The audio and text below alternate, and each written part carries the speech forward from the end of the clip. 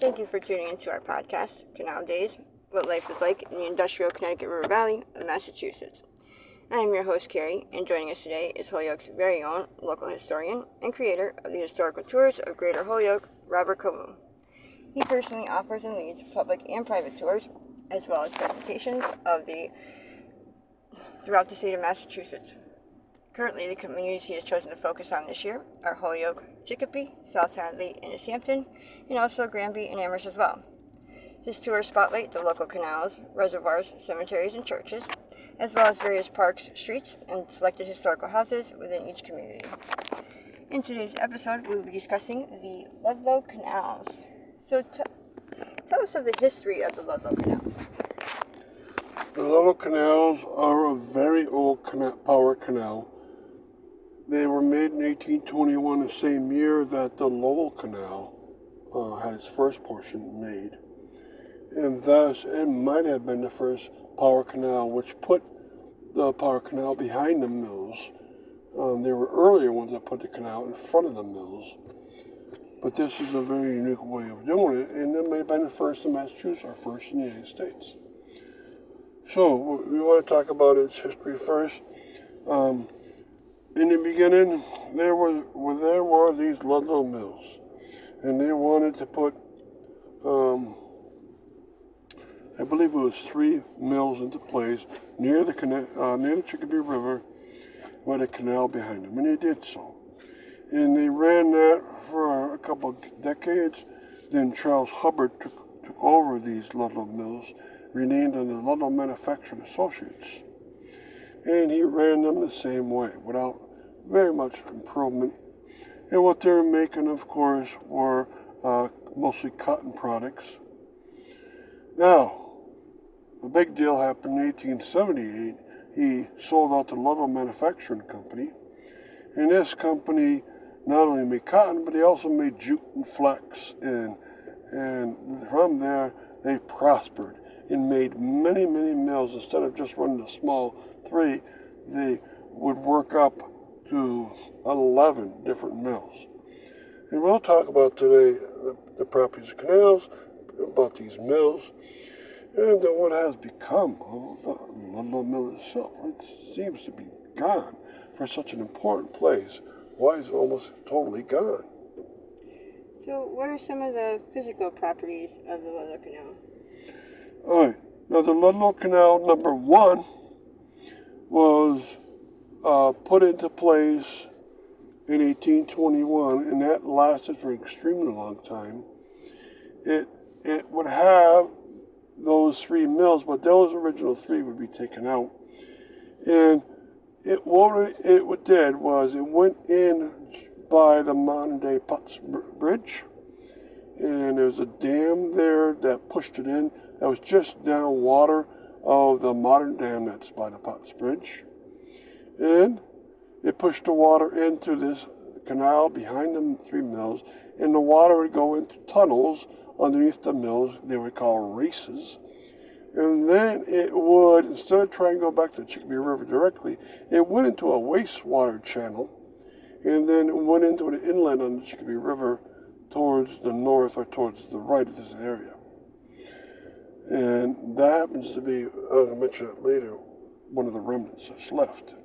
Now there is a canal number 2, and that canal number 2 was a couple hundred feet upstream from this original dam and canal system. This canal 2 served water behind the mills number 5 and 6, and it used the dam system, pushed the water in, and it went behind number 5, and then it went under mill number 6. And so it served water into a lot of mills. And really quick, before we continue with the rest of our interview, to sign up for any of his various tours or to find out more information, you can check out his website at holyokecanaltour.org. And there you can find videos and podcasts of the stops along each of his tours, as well as photos and text of the historical sites throughout as well. And for private tours and other inquiries, you can email him directly at bobcat4214 capital B at yahoo.com. and his tours make for fun, educational, outdoor activities for families and group parties. Getting back to our interview, tell us about the mills on the Ludlow Canal. All right, there were up at a maximum 11 mills put into place. Now, the original 1, 2, and 3 were put in 1821, but they would eventually be taken out, so they don't exist anymore. Now, I gave you the story of that there were the Ludlow mills, then Charles Hubbard took over, then the Ludlow, he had it as a Ludlow manufacturing company, then he sold out, and the group that he sold out to built mill number 4 in 1878. So that was the start of the really big changes in the canal and the mill systems. They made the canal a little bit wider, and they built their mill number 4 in 1878 right off the wastewater channel that had been serving, had been the water from the canal that's serving number 1, 2, and 3. And they were using that water for canal power. And then they built a 5 and a 6 on the canal number 2 in 1888 and 1889. All right. And then they got rid of the 1, 2, and 3 in 1891, and then they put in their own number 2 in 1894. They put their own number 1 and 3 in, taking down the old mills there. And then later on, they built the number 7 for administration, and then number 8, 9, 10, and 11, which are all still there, were built from 1900 to 1907. And they didn't need canal water because they had electricity in town, plus the Ludlow Manufacturing Company had built the Red Bridge Canal upstream in the Chicopee River to power their mills, and they didn't need to power downtown Ludlow off of these canals number 1 and 2. And what has become of the Ludlow Canal? All right, the remnant, well, the dam that's there is not a remnant because it's a hydroelectric dam that was put about 20 feet upstream from the hydromechanical dam. The only remnant I can really find for the canal is the wastewater channel that's behind a bank.